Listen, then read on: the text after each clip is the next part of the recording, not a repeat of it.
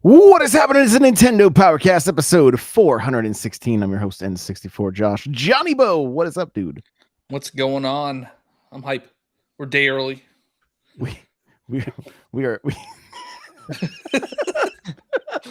That's why he's hyped. We're a day early. I'm hyped. It's Wednesday. It's not Thursday. Cheesy, what's going on? It's Wednesday, my dudes. What's going on, cheese curds? Crawler, what's happening? Hey, how's it going? Crawl coming at you. So it's the eve of May 4th, and all through the Death Star, not a creature. Mouse droid. Not Mouse even a droid. mouse droid. That's good. That's good.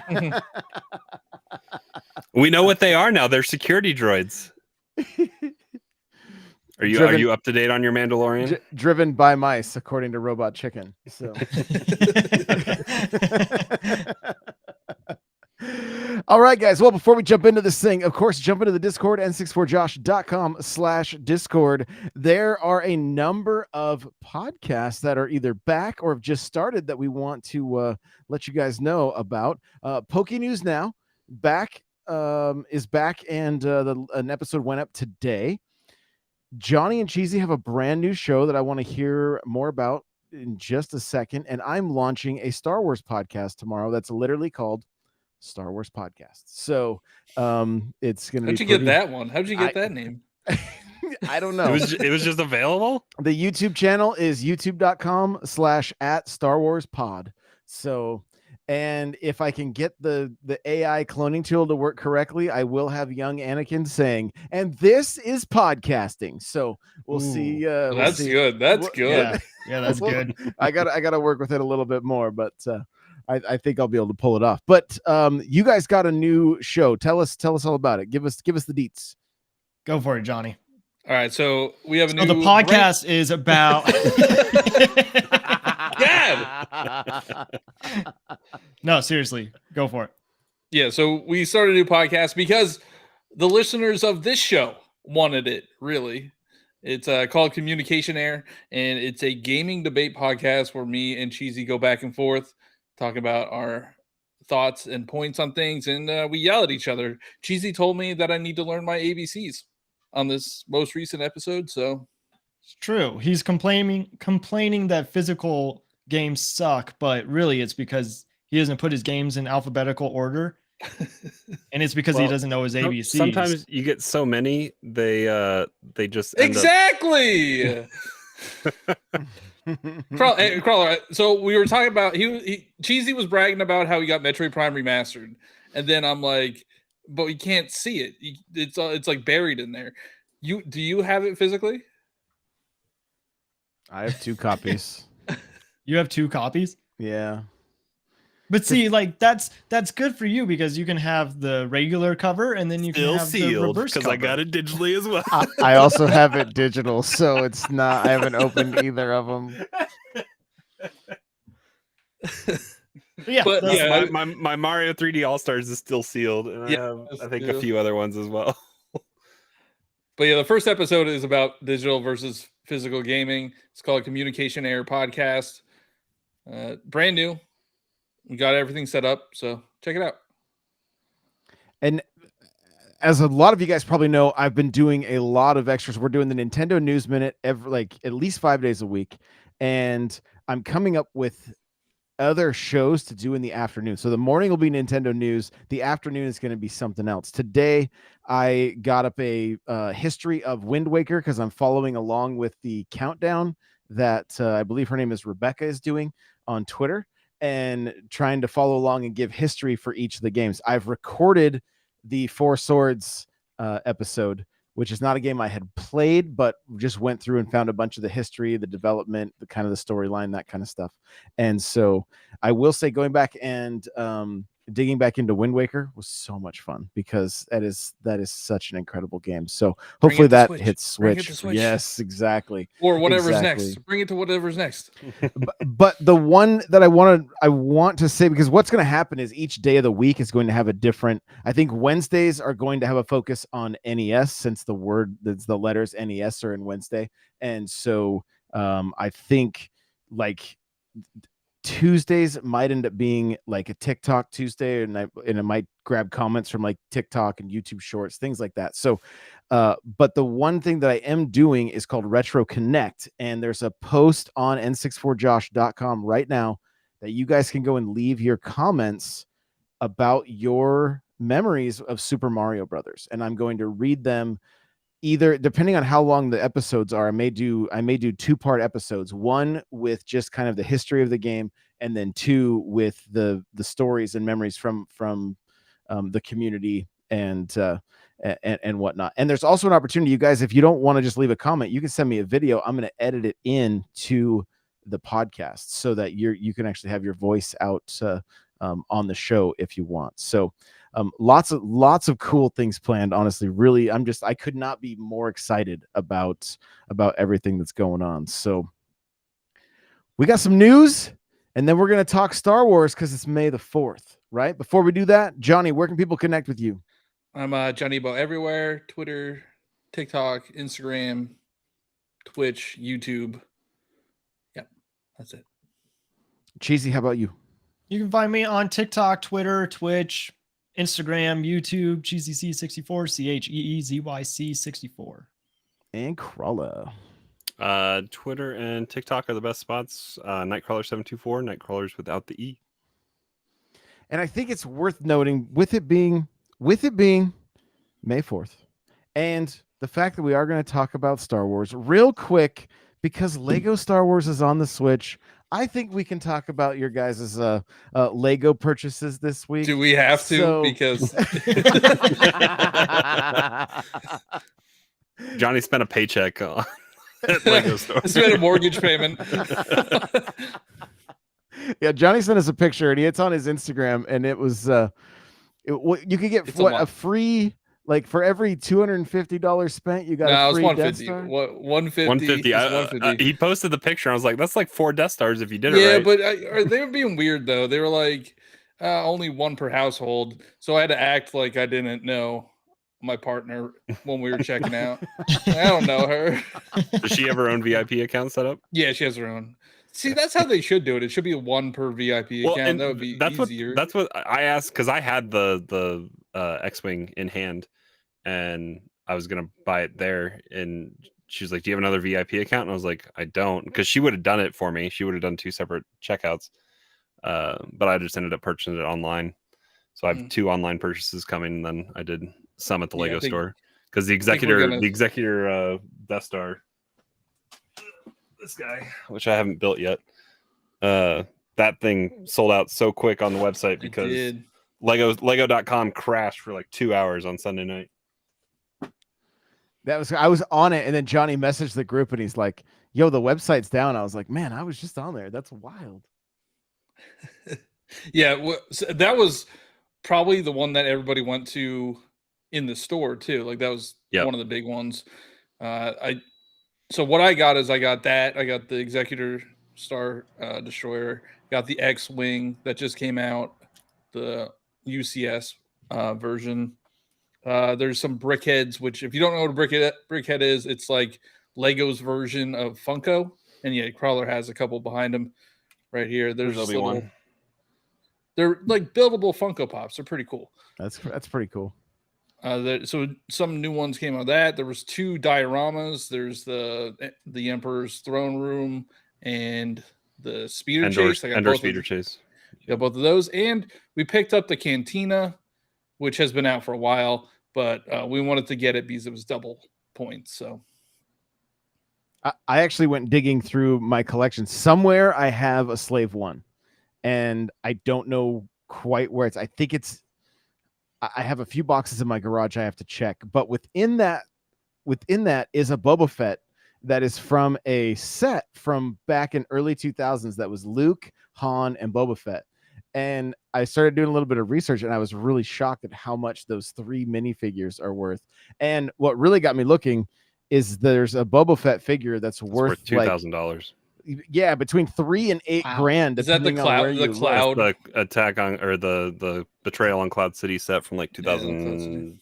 That set I found new in box for 23 grand. Yeah. So support the Patreon. Oh, it's wild. Okay, well, jumping into some news before we get into our main Star Wars topic. I think the first thing that we should talk about are the Zelda leaks. So, spoilers ahead. I'm just kidding. We're not going to talk about any spoilers. We but would get striked too, probably. We would get taken down. Nintendo ninjas would come for us. Reggie will find us and no come get us. question. And speaking of Cheesy, take it away. What was the first article that you brought before us tonight? So Reggie Fils-Aimé, he even though hasn't been working for Nintendo for what, like 5 years now, 6 years, called somebody out on Twitter that had a copy of Tears of the Kingdom already, and that person was so terrified they deleted their Twitter account. Which makes sense. If you have the Reginator coming after you, Yeah. I would delete as well. He has laser eyeballs. He's got the fire flower ready to go. Like he's not someone that you want to mess around with. He might Metroid actually pin. be like the official Nintendo ninja. Maybe. Everybody's like, they're out there. It might have been Reggie the whole time. He's like Tatsu on the Ninja Turtles movie, like the leader of the Foot Clan. So he probably knew about Tears of the Kingdom, or that they were going to do a sequel to Breath of the Wild back when he was president, right? You would think. Maybe he's just pissed that he knows how much work went into it, and now people are just leaking it. Well, here's his tweet. It says, so somebody, I don't know if they tweeted at him exactly, because the person deleted their tweet. It looks like he's quote tweeting it, so I don't know if he was tagged or what. But the quote tweet reads, "I don't know what you want. What I do have are a very particular set of skills I have acquired over a very long career, skills that will make me a nightmare for people like you." So good. That means he can call a lawyer really quick. What is that from, though? Didn't he put it in quotes? That's what is Liam it Neeson from Taken. No, from Taken. From Taken. Is that what? I'll find you now. Good luck. Oh, I love it. That is so great. That is fantastic. Yeah, Lacey says, well, that's from Taken. So there you go. That's and great. before we go on, Josh, can we get a shout out for Hitman? Yeah, Left a comment in the chat. Yeah, Hitman says, I still keep up with every episode on my podcast app. Thank you so much. Hitman is a Twitch streamer, you guys. FGC_Hitman. Go check out his streams. He is an absolute monster at Street Fighter. So I know with the new game coming out, he's probably... That's in June, right? Isn't that when that's coming out? Yeah, I think it's next month. His M. Bison is just unbelievable. So go if you're into Street Fighter, go check out FGC_Hitman. So yeah, as far as other news, you guys wanted to chat a little bit about Midnight Suns as well, right? Like it got the old axe on the Nintendo Switch. Why do you guys think that is the case? Any ideas? Well, More powerful my Switch coming understanding, out. it wasn't- They moved it. They moved what? So they moved Marvel Suns onto the more powerful Switch that's coming out. Well, wasn't it not running that great even on current other systems? Really? Isn't it just a Does card game? anything? It's not a card game. Well, I mean, it is technically it's a card game. system, but yeah. XCOM meets Pokemon. Yeah. Okay. But do any games run well on anything anymore? I don't know. I mean, apparently even super powerful PCs can't run Jedi Survivor that well. So you got to update your drivers. That's all you got to do. Update your drivers. But no, I can see. I mean, I hope that there's a more powerful system coming out eventually, and maybe they did move it, because this isn't the only Nintendo Switch version that got axed, the Rogue Company announced that they were going to stop supporting the Nintendo Switch version as well. Maybe they're just moving it to the next. They're just gonna get through May 12th, and then they're gonna announce new system. I thought it was going to be on April 29th, right after the Tears of the Kingdom Switch came out. Got to give a quick shout out to Hitman for gifting a couple of subs in the chat too. Thank you so much for that, brother. We appreciate it. Yeah, I talked about it the other day, and to me, it seems like the game is probably on its way out, and it was probably not that close to getting ready to be done for the Switch. And it from my understanding, has not been much of a commercial success. And so to me, it seems like I don't know. I mean, other than like Fortnite and Rocket League, there really has there been real successful free-to-play games on the Switch that come to mind? I mean, we've seen a handful of Paladins. I mean, Overwatch is there, Apex is there, but like they're kind of just flavors of the week. What's that one? It's like Splatoon, but it's not Splatoon. The Knockout City. No, Knockout City servers are Ninjala? getting taken offline. Ninjala. Yeah, Ninjala is Yeah. still like doing seasons, and But that's a Nintendo back thing, right? Though, isn't it? yeah. Well, I don't. Is it? It's a Nintendo exclusive. Is I don't know if Ninjala? it's published by I don't know. Nintendo. Pokemon Unite. That was a success story. But again, It still that's is, isn't it? Yeah, I think it's still. I mean, it's still updates and everything, but that's more mobile and anything. But yeah, free to play, especially the games that need parity, like Rogue Company and Apex Legends, and ones that would have cross gen. It's if you're playing on a Switch, like you're at such a disadvantage as opposed to if you're playing on a PC or an Xbox Series X or a PlayStation 5. I don't know. I mean, like that's kind of every free to play game, right? On Switch, like even Rocket League and Fortnite, like you're not going to be at the best performance that you could be versus somebody that's playing on like PC or Xbox or PlayStation. Yeah, but they must still be making money off of them. Yeah. Well, and quick side note for Star Wars stuff, Rocket League has Star Wars. Oh, do they? Yeah. Yeah. They have It's pretty cool. R2D2 cars. I even haven't posted played it Rocket in our League in Discord, forever. and Johnny Johnny ignored doesn't me. read. Didn't even see. I it. was He has to learn his ABCs. I told you that. whenever I Josh mean- says something in there, I just delete it. Just ignore it. I mean, Epic's making plenty of money. Oh yeah, that's owned by Epic now, and then Yeah. I guess Fall Guys is owned by Epic too, and that's on Switch. Ninjala is developed and published by Gung Ho Online Entertainment. I don't know. But I think the Marvel Midnight Suns. So the announcement was alongside of another DLC for that game. So the announcement came along with the fourth DLC. And Fourth and final, I think, is what they said. Is that what said? And then they were going to release the PlayStation 4 and Xbox One versions. But then they said they're not doing the Switch version. Yeah, because that's the new thing now is release a game that's passable on the current gen, and then last gen will maybe get a copy. Like Hogwarts Legacy was supposed to come out April, I think, for PlayStation 4 and Xbox, and it got pushed to like June, I think. Did it? Something. Yeah. I thought, yeah. I know it was supposed to come out after. Yeah, I wonder what this means for games like that, because that's supposed to come to Switch, and Gollum, the Lord of the Rings Yeah. game is supposed to come to Switch. Is it just mean that the architecture is not as similar as we thought it was? Like, I get it, it's different on Switch. Like, that's a big job. But I thought the other consoles, like the last gen consoles, were somewhat similar architecture wise.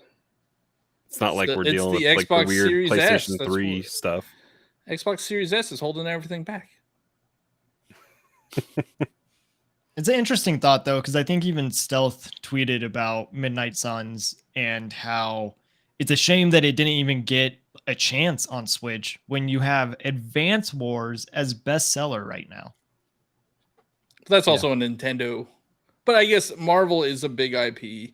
It came out at a terrible time. It came out in December. Like nobody that is a month where games go to die. Jedi Fallen Order came out in December. I guess November. Never mind. But I don't the, know. The thing with Midnight Suns is, from my understanding, because again, I've not played it. It has a weird art style to me that I'm just like, this is kind of strange. But then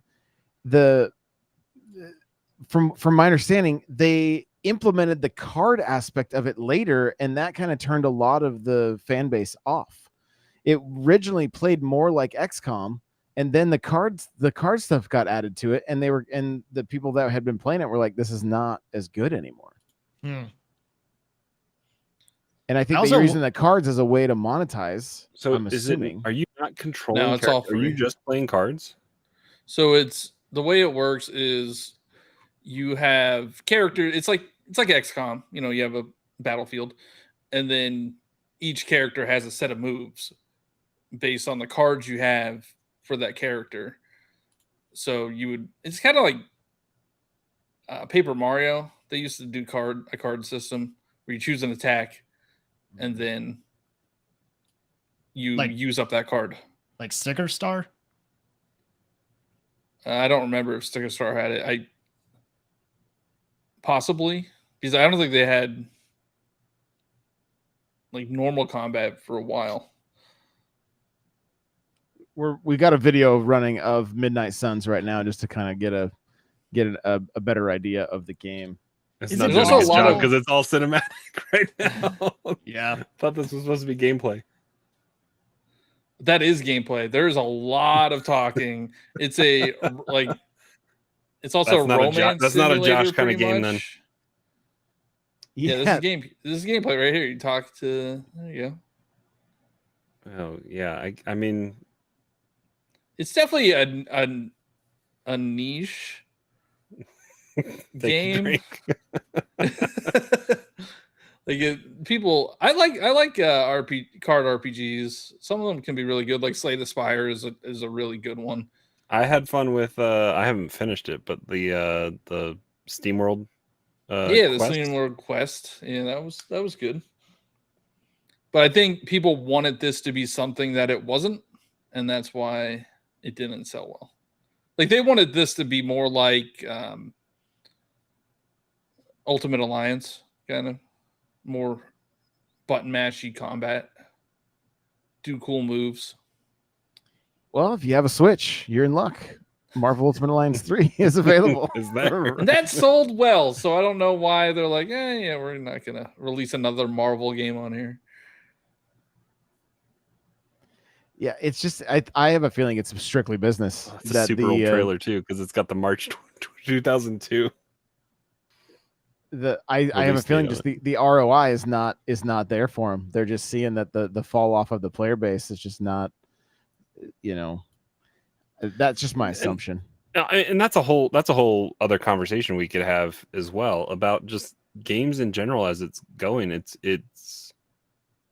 super expensive to produce a game, and it's a big gamble and risk that they're putting it out there. And if it doesn't pay off, then it's just a bunch of money down the drain. And we seem to get just rehashes of old stuff.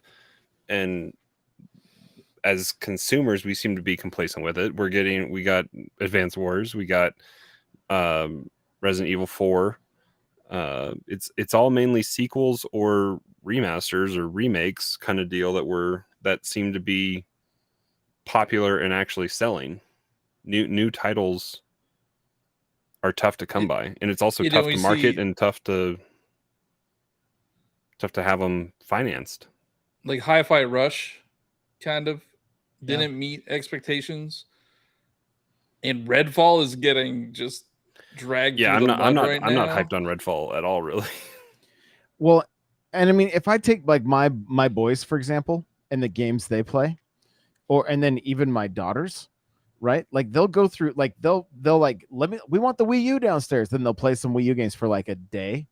But then the majority, I get a text from my daughter yesterday. Hey, can I spend $5 to take ads off this game? And the game involves stuffing the refrigerator with food. Like that's literally the game she's playing, right?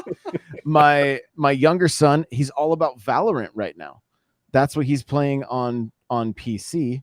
And then my other son, you guys, if you're in the Discord at all, you see that I keep getting messages saying, how come you're always on Call of Duty? And it's not me. He has my Xbox. And so I see N64 Josh signing online at like 2:00 in the morning. Like, yeah, okay. no, I'm definitely not. And I don't know. I'm confused why he's signing in as me and not just as himself. So I have no clue what's going on there. If it's attached to the controller that he's using, it probably default sign in. Like, yeah, and I don't know. I'm not sure. I don't know. I may not have it set to home, so his account doesn't work. I'm not sure, but so like, but that's all they. I don't and like they're friends and stuff, and then they're also going back to Minecraft. So like these younger generations of gamers, they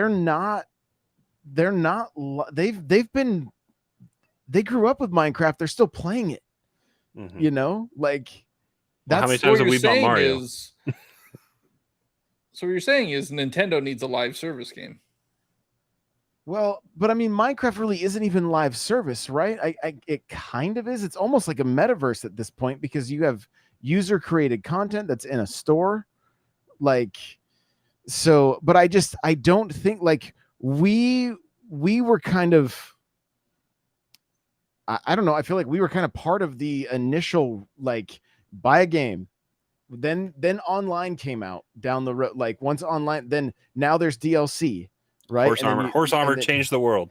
Yeah, exactly. Thank you, Oblivion. But then now, like the live service games really change everything. My son was telling me today, he's like, oh, I have Minecraft up in between Call of Duty matches, and then I play my match, and then I go back to Minecraft waiting for the next, like, because he does like money matches and stuff. So he's just waiting for the next person to say, yeah, I'll challenge you for $5 or whatever, and then. So he's just bouncing between those two, whereas like we're excited about Tears that I don't think anybody else in my household will touch Tears of the Kingdom. Is it because it's story driven? Is that why? And they don't want to like invest their time in a story? And I honestly don't know. I mean, my youngest daughter, when she was 6, played through 3D World, loved it, right? But like, they love Animal Crossing, but again, that's a game where you don't beat it. My daughters love Sims, so that's another game that you don't really complete. You just you win. You lock them in the pool and you take out the ladders. That's how you win Sims. I was cracking up. She was telling me that apparently a vine grew in front of their door in her house. And so the only people that could go in were the tiny toddlers, and the people were stuck outside, but the camera angle wouldn't change. Like she couldn't see that they couldn't go, like she couldn't figure out. She's like, I don't know why they won't go inside. So they're like the baby just randomly like took its diaper off or did its business and then just slept right in the driveway next to the car with its dirty diaper sitting next to it. And she's just like, what is going on? None of them, they all had to pee, I guess, because there was no bathroom, but they wouldn't go into the house because a vine was blocking it that she couldn't see. So I don't know. I was just cracking up as she was telling me this stuff. So, but yeah, but at the same time, then look at Mario Kart selling like unbelievable numbers. So it's just, it's one of those things for me when I sit back and look at it, it's just evidence of how big the world is and how varied gamers really are. We get to see a small window on Twitter of like the hardcore Xbox, PlayStation, and Nintendo people and some PC people. But there's a ton of people that just play and don't get online to tweet about anything. They're just playing their games. They must be the happiest people in the world. Well, and the problem is the forward facing stuff that we see on Twitter is the entertainment Twitch and YouTube side of gaming, which is all about keeping viewership high, which is being in the latest and greatest multiplayer usually game. You're seeing a lot of Jedi Survivor going around right now. You will see people that pick up Tears of the Kingdom and play it, but then there's some people that's a turnoff and they don't want to watch somebody else play a game that they're going to play as well, because there's like don't want to have it spoiled for you.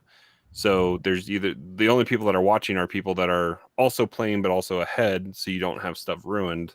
It's kind of a delicate balance. Like I'm definitely on a story driven kind of kick right now. I was playing a lot of Xenoblade 3 up until Jedi Survivor came out. I'll go back to that because I'm close to finishing it.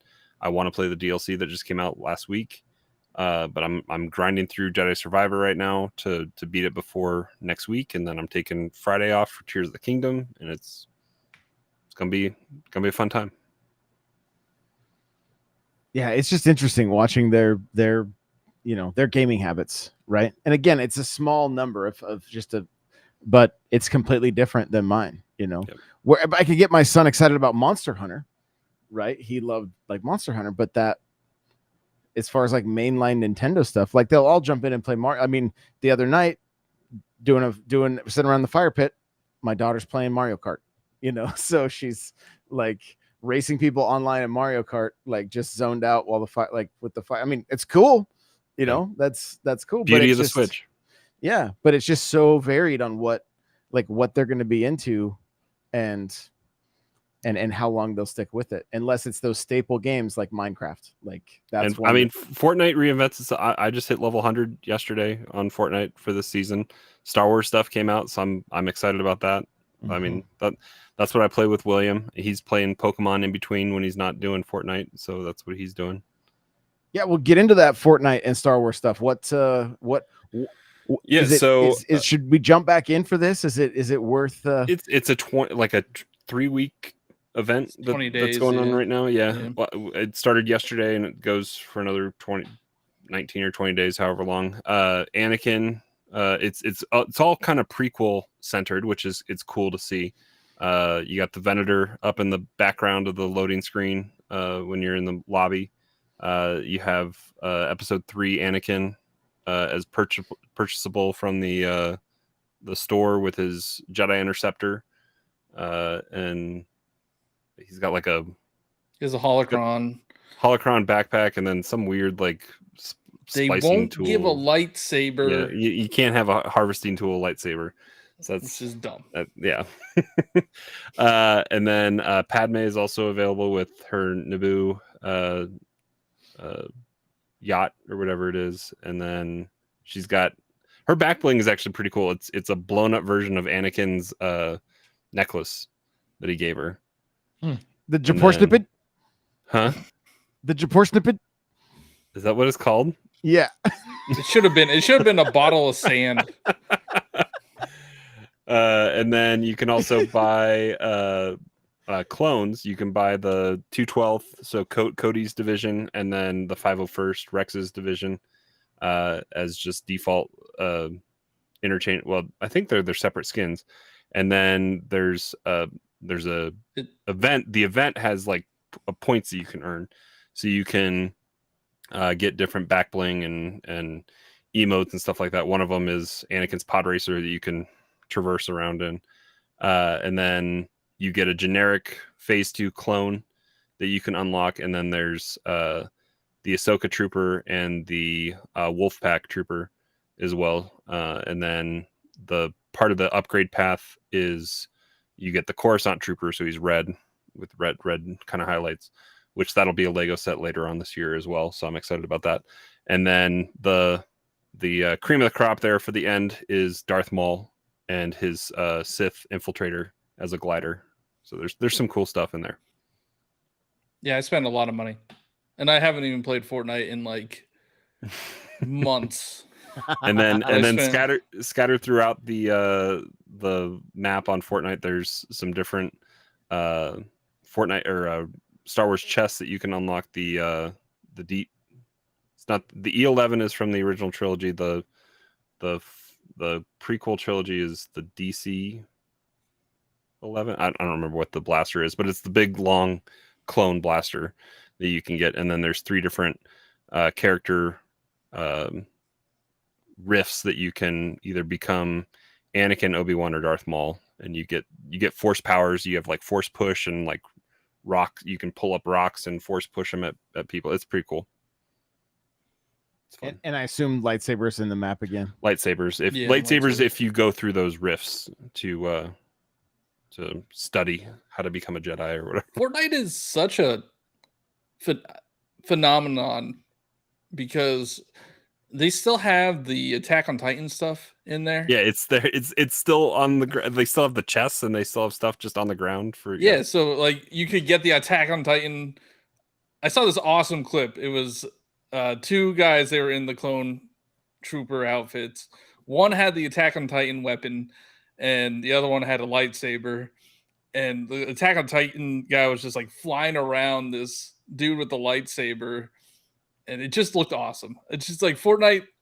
I know a lot of people don't like it, but like it's kind of incredible to see what they do, because they always have events like this. They had Dragon Ball Z last season, and this Fortnite event is probably the best one that they've had so far. They always have one. It's usually around May 4th, and this one is really good.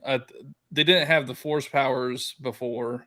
No, and like they've had stuff come out in conjunction with like the shows. Like there's Finnick and Karasistan, however you say his name, the big Wookiee from Book of Boba Fett. Yeah, and Boba. I think Boba was. Boba's in there. He's in there. Yes, I mean I have all the Star Wars characters in Fortnite, but yeah, they've had stuff come out in conjunction with the shows. They had Obi-Wan come out with the Kenobi show. Did you guys see? I think I retweeted it. There was a clip of a short Anakin. And then TikTok he crank 90s and then and he throws fireflies at him, and the whatever they are, and they catches fire, and Anakin's down below just burning.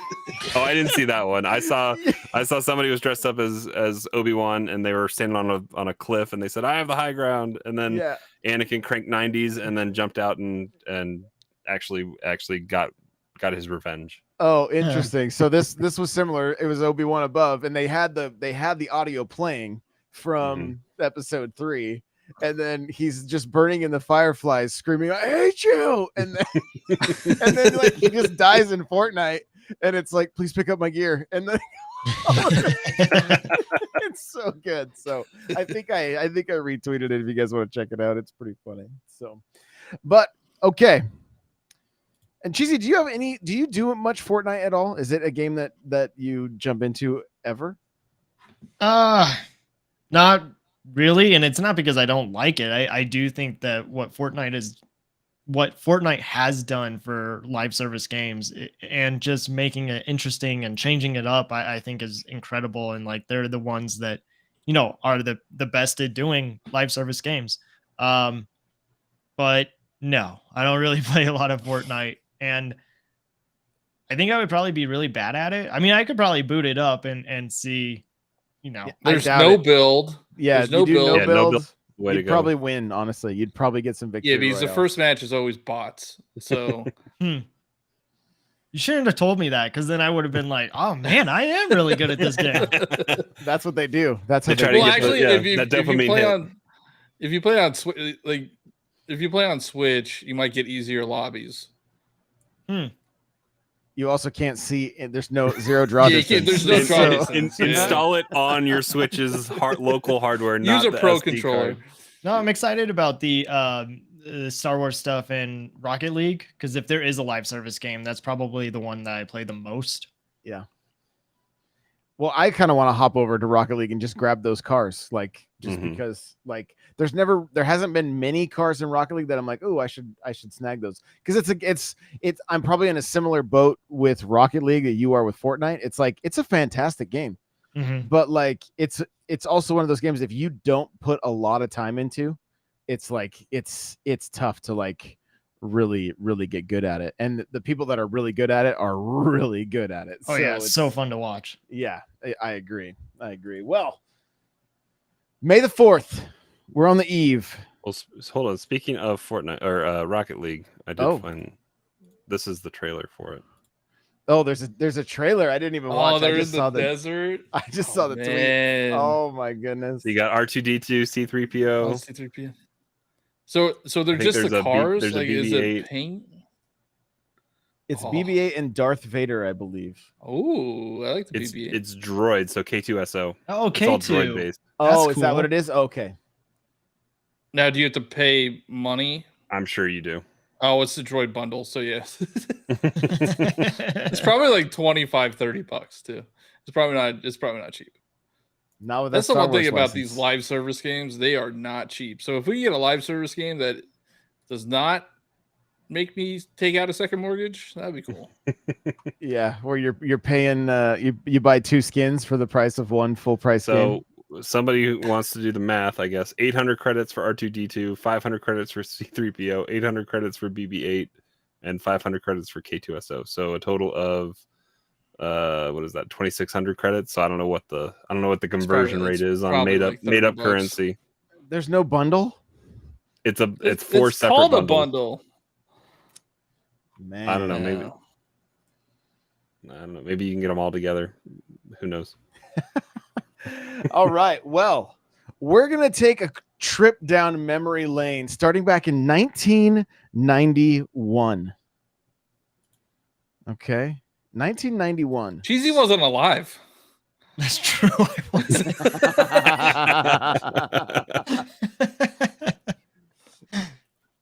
Star Wars on the NES came out in 1991, and there's 40 games here. So we're going to kind of just skim the list. If you've played one, talk about it a little bit. Anybody played Star Wars 91 NES? I played Super Star Wars, so no, I did not play that one. Okay, so I did play this one because it was Star Wars, it was Nintendo. I'm like, I have to play this. Super bizarre game. I believe it's in my collection. I think I have it CIB. I know I have Empire Strikes Back CIB, which came out a year later.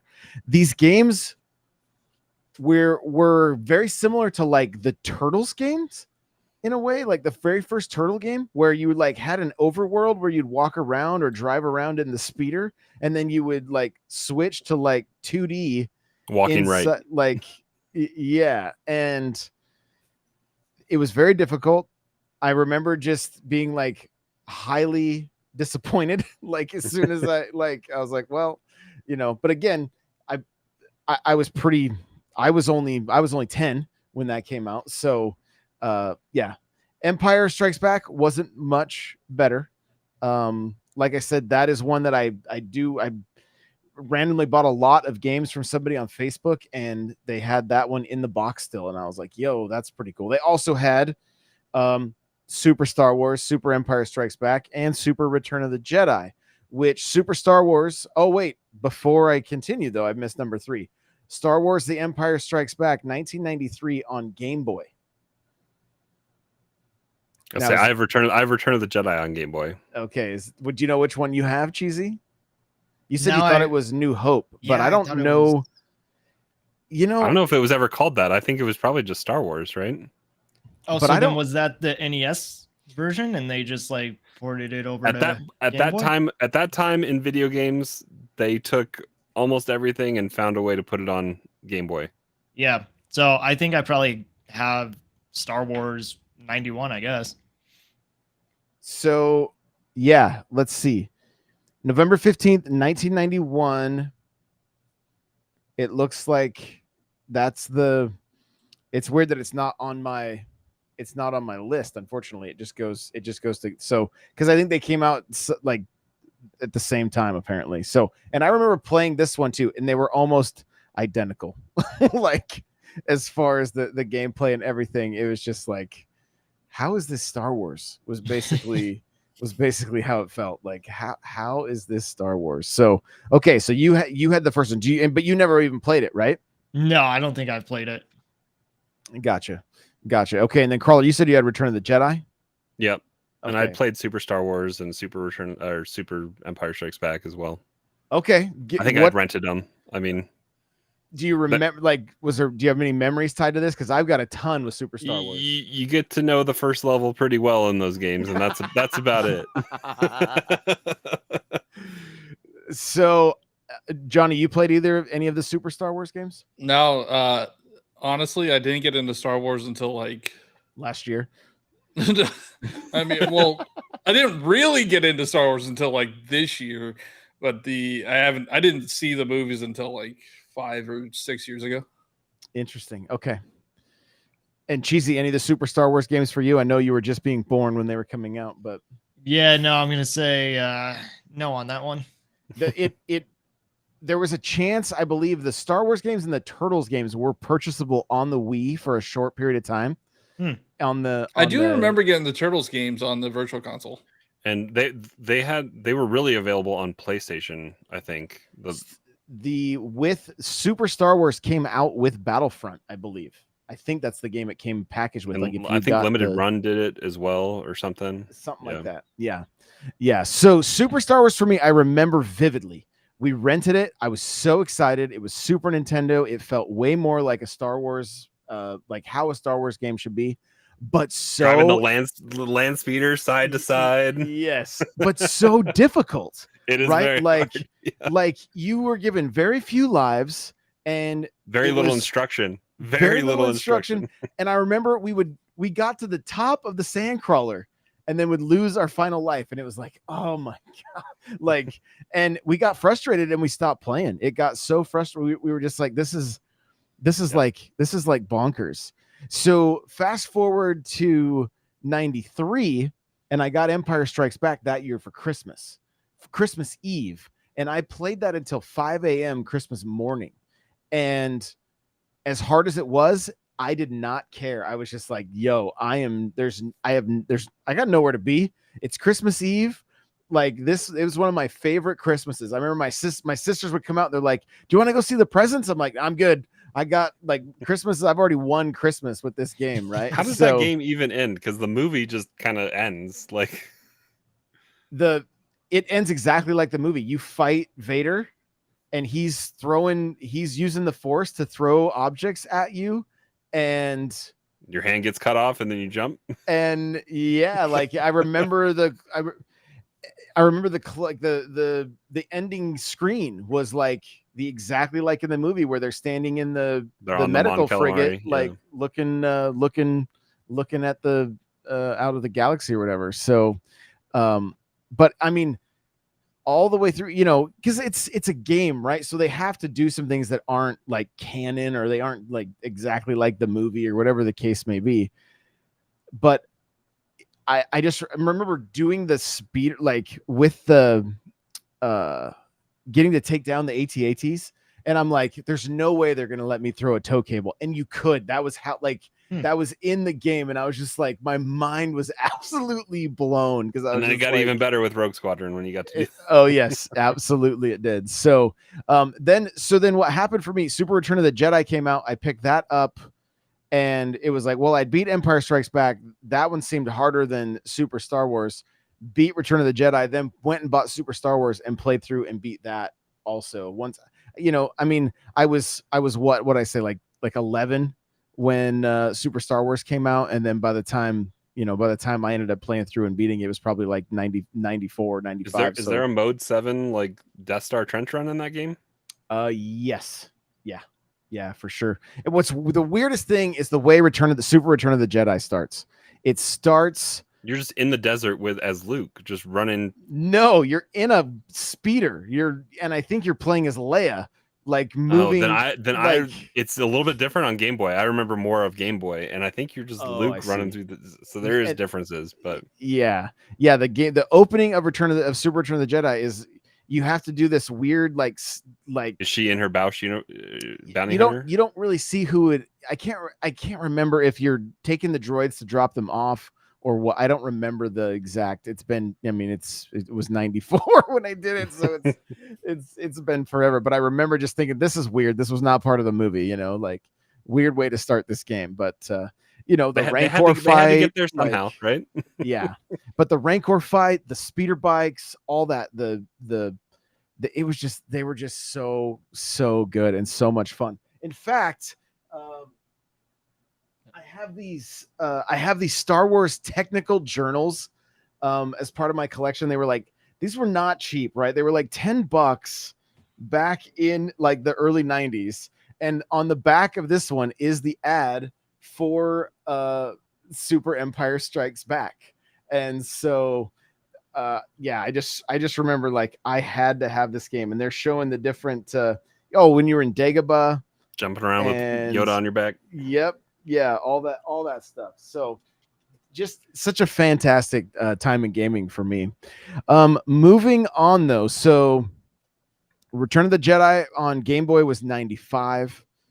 And then we move into the 64. So Star Wars Shadows of the Empire. Any of you guys play that one? I rented it a little bit. And that was just that was a good, I mean, for the time it was a good third person action adventure Star Wars game. I mean, it really was. Yeah. When I bought my 64, if I remember correctly, I thought I only purchased 2 games initially, and this one might have been my 3rd game. Or I may have bought all 3 at the same time. I don't recall. But I bought Shadows of the Empire instead of Mario 64 to give you an idea of how much I love Star Wars. that took precedent over Mario 64. And again, the flying sequences, the things that stick out the most to me is the battles with the bounty hunters and IG-11, or IG-80, IG-88, right? He was so incredibly difficult. Like there were some really, really tough areas in that game, but it was super fun to play. And there was something where you could race the Millennium Falcon if you got all the unlockables or whatever. And I was like, no way. This is, it was what, 96. So the internet, it was infancy, right? So there was not a lot of like guides or anything like that to try to like, how do I find this or how do I do that? Like you had to buy the strategy guide if you wanted to figure that stuff out. Moving to 98 was Rogue Squadron, which is the game they need to put on the Switch. They need to put this game on the Switch. Carl, I know you had some time with Rogue Squadron. Yeah, it was expanding on what was only in the expanded universe at that point, where Luke, after episode 4, forms Rogue Squadron, and this is kind of the stories of what it was. You got to see, it was kind of your first vision into other planets that you had only heard about or knew about. Mm-hmm. You got to go to like Corellia and I'm trying to think of some of the other ones. I think you get to do the Hoth battle in almost every, it seems like it, yeah, every Star Wars game. But then there's also other AT-ATs around in different missions that you got to take down with the tow cable. You had a whole fleet of, you were in the Mon Calamari Home 1 like bay, and there was secret codes to unlock the Falcon and the Shuttle Tidarian and the Naboo N1 Starfighter, and there was all sorts of cool stuff that was in that game. And then it was just really cool. Rogue Squadron, if you guys want a really cool piece of history to check out with the developers, Factor 5, these guys were absolute wizards with the 64. Mm-hmm. They are the company that is now I would say, I don't know this for a fact, but I know that they work with like Hulu. And I believe they are the reason that Hulu is on the Switch and no other no other streaming services there, because they knew they were squeezing juice out of the 64 that Nintendo was like, how did you guys do this? And they're like, pre-expansion pack too. Yes, pre-expansion pack. They reverse engineered the entire thing. And if you want to hear a history of it, Nintendo Voice Chat from IGN, episode 196, I believe, is an interview with the devs, and It makes you really sad though, because there's a whole there's a whole finished Rogue Squadron 3 done on a dev kit Wii U. Yep. That we never got to see. Factor 5 took on another game that ended up failing and flopping. It took the whole company out, unfortunately. So we never got to see Rogue Squadron 3. And I remember like playing Rogue Squadron and doing like when it was strictly just a flying game. I loved flying games anyway. That game, like it was so good. Star Wars Episode 1 Racer, played that quite a bit. On the Switch. If you want a fun time. That game was hard for how fast it was. Like it was a fast game.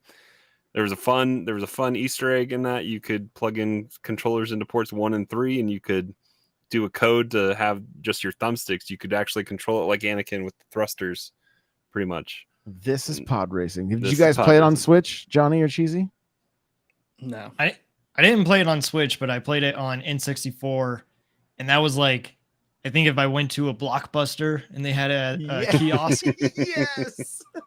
So I didn't really get to play much of it, but I do remember it, and it was pretty cool because, like, I mean, the pod racing is some of the best of Phantom Menace, and so the fact that they turned that into a game was just genius. That's what everybody wants. Well, that game is really fun too, because it you go to some of the same planets and same courses, but they get progressively larger. Like the early rounds, you're not doing the full Boonta Eve classic course. You're doing kind of a condensed version, but then when you get to do the full thing, you can almost compare it shot for shot through Episode 1, the whole pod racing sequence. You can see all the different areas that they go through. The only one kind of spot that you don't see a great kind of comparison is the very first bit out of the starting gate is kind of 3 diverging paths that go different ways, then kind of all come together. But it's really cool to how much love and care they put into that, especially that course in particular, because it is on screen. Does it have the same announcer from the movie? Is there an announcer? I know there's just the. Well, in Phantom Menace, it's one of the guys from Whose Line Is It Anyway? Oh, really? Greg. What is his name? He's like the guy one with the glasses. I know who you're talking about. Yeah, kind of curly hair. Yeah. Interesting. It's funny because I just put that movie on the other day, and as it got to the announcers, I'm like, I need to look up who these guys are. Like they have to be somebody. And it's funny that we're talking about it now. That's interesting. That young human is out of his mind. Yeah. Yes. But you can hear it now, right? Yeah, I can. Yeah. That is funny. So following Episode 1 Racer, which I spent a ton of time playing. And I remember going to, I think like my youth pastor's house a bunch when I was a kid, and he had that game. And so that's where I spent the majority of my time playing it. I think it's in my collection now. Next up was the Battle for Naboo, which I didn't really play.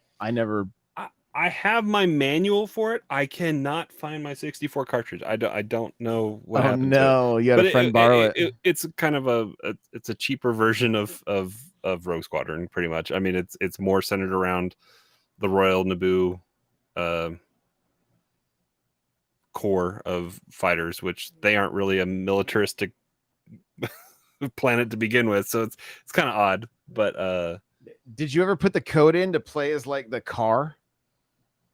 Probably, because that was the era of just early internet finding cheat codes or cheat codes in the back of Nintendo Power or whatever, and it's not just a car, it's a Buick. And apparently, so I didn't know this, the Buick is a reoccurring Easter egg present throughout every game in the Rogue Squadron series of games, as well as Star Wars Episode 1 Battle for Naboo as a special unlockable.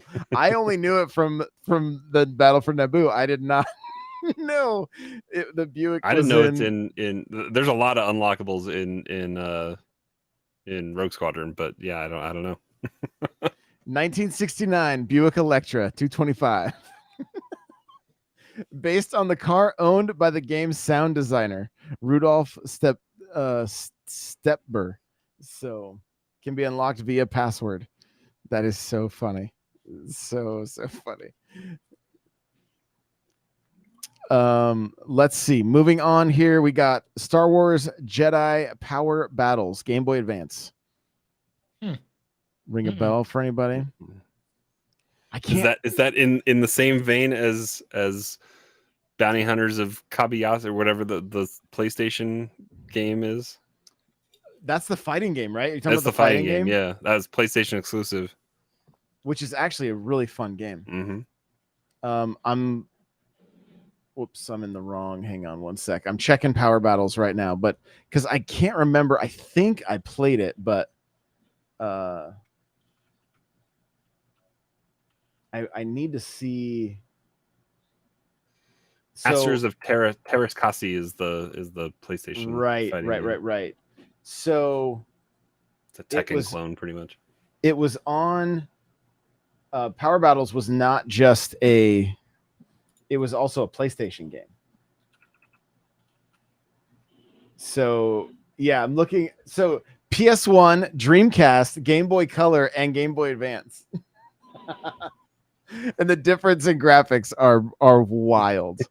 that is crazy to see. That was a crazy era, though. PlayStation, Dreamcast, and 64 were all kind of out of yeah, and Game Boy Color and Game Boy Advance. So I mean, you're talking there's a pretty big jump between those two as well. But I do remember playing this one on the Game Boy, and if I remember correctly, it's actually a fairly solid title because it kind of plays like the like an arcade beat 'em up style game. So it's pretty good. Moving along here, let's see. Star Wars Episode 2, Attack of the Clones on GBA. I'm actually fairly certain I own that game. These just the movie Yes. The game games. Yeah. And it's I actually see they understood that they need to release a game alongside a movie. I played a lot of Episode 3, the game, on Xbox, I think. Okay, yeah, I remember that one as well. That one was just a third, like a isometric. Those movie games were always terrible, though. Yeah, they usually were.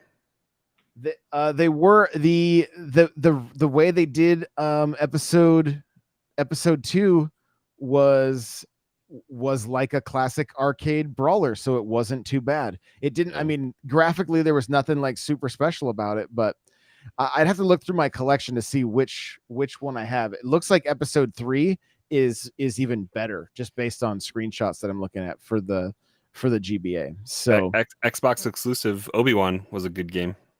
Right, was that was the Obi-Wan it had his fighter on the cover, right? No, it was just him, young Ian McGregor, Episode 1 Obi-Wan, but you got to like go through Jedi trials and all sorts of stuff, and then go on missions and. Oh, that's right. Okay. I'm looking at the box art right now. Yeah, that was that. I don't remember if I played it or not, but it looks fairly solid. So let's see. Moving on here, we've got Star Wars: The New Droid Army GBA, which is in the same. You're getting into some shovelware. the same. Well, it was in the same vein, like basically Attack of the Clones. I think they just took the engine and just threw just took the assets and just created a second game. Yeah. Then Star Wars Flight of the Falcon, which is on GBA. Which, I mean, I've never even. How bad does that look? I've never even heard of. I haven't heard of that either. Of this one, so like, I mean, the way it looks like a Rogue Squadron style game. It doesn't look too bad. It would just be dependent upon how well it, deal with just a D-pad and a couple buttons. Yeah, yeah. So, but it doesn't look terrible just based on the screenshots, but it's kind of giving me like Star Fox vibes or Rogue Squadron vibes, right? So, moving on here, we got Star Wars: The Clone Wars, which was on GameCube. That was a pack-in. That was a pack-in with Xbox as well. Pack-in with Xbox. It was a dual box Tetris. Yep. Tetris and Clone Wars. Yep, I remember. That's just mainly centered around starting at Geonosis and then kind of going forward a little bit before there was a show to kind of show that stuff off. Exactly. Johnny or Cheesy, you guys play that one on GameCube? No. I feel bad, guys. If you want to hear more Cheesy and Johnny, make sure to go check out the new podcast. This is just Josh and I We're talking about. we're getting to. I have one on GameCube that I've played. Okay, perfect. And then, Perfect. So the next one on GameCube was Bounty Hunter, which had like Jango that Fett one. on the cover. Wasn't that one. That was a I remember that PlayStation cover GameCube though. exclusive. Yeah. Yeah. So fun fact, I didn't have a GameCube when I had a GameCube, but I went when I got a Wii, I knew it was backwards compatible. That was one of the titles I went and made sure I had to go play backwards compatible wise. Oh, that's cool. That's cool. Next up was Rogue Squadron 2. That's the one I played. Yeah. Yeah. So did you own it or? Yeah, I owned it. So that's the one that launched with. That was the launch GameCube, title, I Rogue think. Leader. Yep. Yeah. That was the game where I would sneak into my parents' room and play every time. And I didn't have a memory card, so I would just do the trench run every time. Over and over again. I do remember the Battle of Hoth too. That was pretty cool. Like I said, Hoth's in every game that they can put it in. When it hit the GameCube, though, it was kind of next level. The way the asteroids looked, that game still, like the few times that I've popped that game in on stream, it still blows me away at how well, like how good it looks, how well it plays. The sound was on point. The dancing stormtroopers at the beginning, at the beginning credits. Yep. Like have you ever seen that opening sequence, Cheesy? No, I'll have to check it out. You would love it. Like they're basically I think it's the Cantina music. They're all dancing, and it's like are they kicking their legs and everything? Like it's I'm gonna find it. You're gonna find it, pull it up. Okay, perfect. I'll keep going here. So the next was Rogue Squadron 3 Rebel Strike, which allowed some third-person gameplay as well. It wasn't quite as well received. Did you play that one, Johnny? The sequel? No. Okay. No, so it's Rogue Squadron 4 is what's on the Wii. And Crawley, did you play 3 where you could run around as like Wedge and Luke and stuff? I don't know if I did. Okay. I did. I played through it. I didn't hate it. It just was not quite as good. Here we go. Here's the opening sequence. They formed the LucasArts.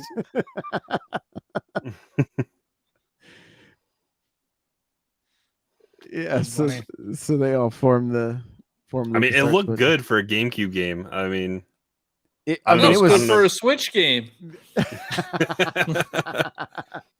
There's Factor 5. Yeah, they're such a great studio. So sad to see them go. But it had like full motion video. Like that's just a clip out of Return of the Jedi. Oh, now, like, why aren't these games on Switch? At least Rogue Squad, like, work a deal to get it on the Nintendo Switch Online for the first one. You know, that'd be great. Was it last year or year? Didn't they release a bunch of Star Wars games on or around May 4th? There's a handful. I mean, Switch? we're getting close to. I mean, I know a bunch of them are on there, but I thought they dropped a lot of them like around May 4th of one of the If you want a lot of those old guns, you just got to boot up Steam. They're all there. Okay, we'll kind of speed round this here. So next up, we got Star Wars Episode 3: Revenge of the Sith. It was on GBA. That's the one I said looked even better. I played the better version on Xbox. On Xbox, yeah, there you go. And then we get into some stellar titles, which saved the Lego company. Lego Star Wars, the video game. I've played those. They are. There's like 3 or 4 different versions of it now, but yes. Yeah, I think I played I played the Skywalker Saga. Well, part of the Skywalker Saga. But I think I played the original trilogy one when that came out.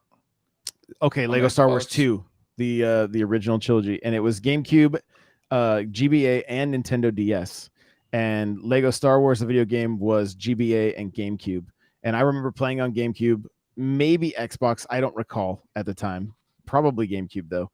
And yeah, it was just such an easy game for little kids to play, right? Because there was like you didn't have to worry about lives. It's very self-aware as well. Exactly, and funny. Like the way there's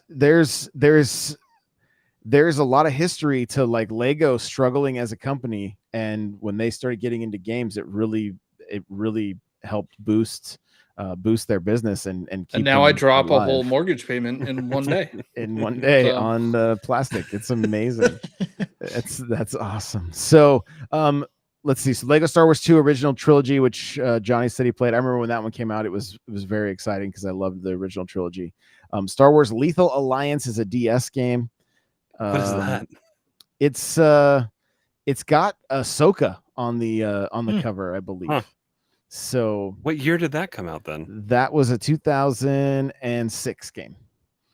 Yeah. Oh, wow. Yeah, 2006. So Lethal Alliance, if you want to take a quick When peek did on Clone your Wars on the your, movie come out? It must have been. Clone Wars would have been 2002 if it came out with the game.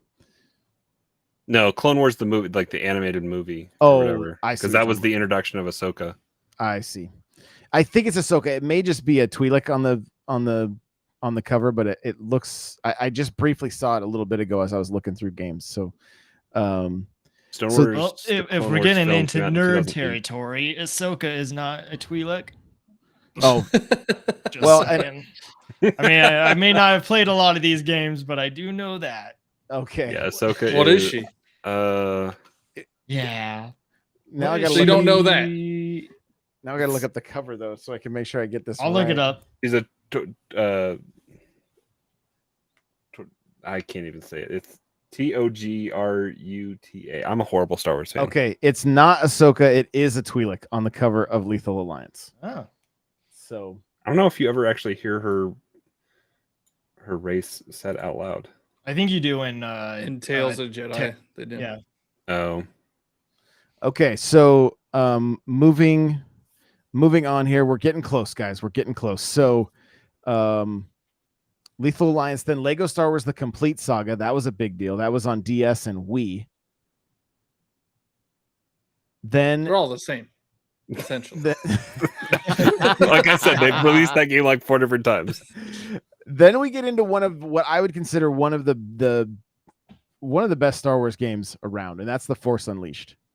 And it was on DS and Wii for as far as Nintendo systems. I played it on Xbox 360. I want to buy it on the Switch. It's on the Switch. Are they both on the Switch? 1 and Just 2? the first one. Oh, just the first one. The first one is the second one can be skipped. The first one, don't. If you're a Star Wars fan, don't. If you've never played it, you are in for such a treat. Honestly, I do want to play it, and I know the guy that plays Star Killer mm-hmm. is the voice of Maul. Correct. Yeah, Sam Witwer, is that his name? Yeah, something like that. Yeah. He streams on Twitch all the time. I've actually had been in his chats and stuff. He's a pretty cool guy. And he plays a lot of Star Wars games, usually Star Wars Battlefront or something. So, okay, but yeah, Force Unleashed. It's obviously none of it's canon, but the way it intertwines with the original trilogy, so good, so there's good. multiple endings. As Yes, well. Yeah. So then next up we have the Clone Wars Jedi Alliance, which was on the DS. Then Clone Wars Lightsaber Duels, which was on the Wii. I don't know if you guys remember that one where you were swinging Wii remotes around. Kind of, yeah. Which everybody wanted, but it never was done well. I mean, nah, it wasn't. That Bring wasn't it that back. good. Then Clone Wars Republic Heroes was on the Wii, the DS, and the Wii. Then Lego Star Wars 3, The Clone Wars, DS and Wii.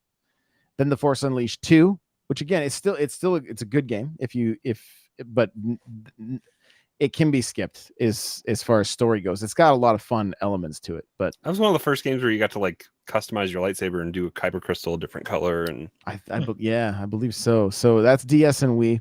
Then Star Wars Battlefront Elite Squadron on Nintendo DS. I don't even know if I knew that game existed. What was honestly. the title? Elite Squadron. So Star Wars Battlefront Elite Squadron. Was it DLC or was it? Is that spin-off of? It's the I think Battlefront the games? Battlefront games were coming out on 2009. That wouldn't even have been. That was Might have after been Battlefront Battlefront 2, 2, right? It must have been, and I'm surprised that the first Battlefront wasn't on GameCube. I thought it was. Was it not? I played it on Xbox, but so did I because of online. So I'm not sure. That makes sense. Yeah, I don't know how well that game would have translated if you couldn't play it online. Probably not well. Next up here is Angry Birds Star Wars on the Wii, Wii U, and Nintendo 3DS. They ported that to. I did not I had it know on that. my phone. Definitely played it on my iPad. Okay. I was actually knew it going was to on make a joke DS. about it. I had no idea that. Yeah, I mean, it makes sense that it would go to DS. But honestly, Angry Bird games, I was like a big fan of those games. I had They're every gonna single come one of back. them. They're gonna come back. They got bought. Apparently, because it's owned by Sega now, right? Well, and they Yeah, we they all know how unlisted good the, Sega they is. delisted their free version to, or the paid version to make you do the free version, so you have to buy stuff. Yeah, Of course it was did. fun. It's not really a Star Wars game, you know. They just have like characters that look like Luke and Han and Right, Leia right. and all that. But Yeah. It's canon. You shoot the birds out of a The cannon. bird is attuned with the Force. Next up is Disney Infinity 3.0 Star Wars 2015 Wii U. Toys of Life. Yeah, Toys toys to Life. to life RIP. indeed. Those would have been cool toys though. Yeah, The they Star Wars stuff. they were. I see them at retro game stores every now and again. Lego Star Well, Wars: The you- Force Unleashed 2016 Wii U and Nintendo 3DS. What were we gonna say, Johnny? You just said you see it at retro game stores, and it's not that old. Yeah, but it's gone. You can't. They're no No, I more. know, but it's like it makes me feel sick. Yeah, I remember when they were all getting clearanced out, and I'm like, I know I should just buy all of these right now. They're never going to be this cheap again. There's a lot though. It's like I can't. There's too many. There's too many. So, Lego Star Wars: The Force Unleashed 2016 Wii U and Nintendo 3DS. Then Star Wars Jedi Knight II, Jedi Outcast 2019 Switch. I played it on GameCube when it first came out, and stellar. I have the limited run Jedi Knight 1 and 2 on Switch. Then Jedi Academy, one of the that was OG Xbox that had online multiplayer. It has online multiplayer on your Switch, but I think you're playing against PC players also. And like the one time I got in there, like I was like, this person is absolutely using the Force, and I feel like I have no Force. What is going on right now? Like, what is happening? Somebody explain this to me. But it's a stellar game. There was great fights with like Rancor, and like it's a fun story. Like you get to basically be a Jedi and go up through you create your character and just go up through the ranks and become a Jedi. And then, like I said, the online stuff where it was like dual sabers, like the bow staff, like all that stuff. Like you could decide how you wanted to fight. I think you could choose different stances even, and then customize your force powers. The multiplayer was definitely on point back in the day. Episode 1 Racer is on 2020 on the Nintendo Switch. Star Wars Knights of the Old Republic 2, the Sith Lords, and there's also I don't have them on my list here, but Republic Commando is there, and then of course Lego Star Wars: The Skywalker Saga, which that's one we had to have all played, I think. Yep. Yeah, and it's not like the best experience on Switch, but it's playable. Yeah, and it's a good time. They're funny. Oh yeah, yeah. I definitely didn't buy that game twice just to have more blue milk Lukes and a better way to play it. And like Mando is in it, isn't he? Yeah, there's Bad Batch Den? DLC. There's Book of Boba Fett DLC. There's all the new properties. They have stuff that you can add to it. That's cool. I think I bought the physical Switch so I could get the Steelbook, and then I got the everything version on Xbox so that I had all the DLC and everything. So, well, there you go. There is a massive list of Star Wars games that have been on Nintendo systems. Guys, remember to check out the new shows, Poke News Now. Tell me the name of your show, guys. I'm sorry. Communication Error. There we go. Communication Error. And the Star Wars podcast is launching tomorrow as well and should be available in all the places. So thanks so much for listening and hanging out with us, and we will see you guys in the next one. Bye now.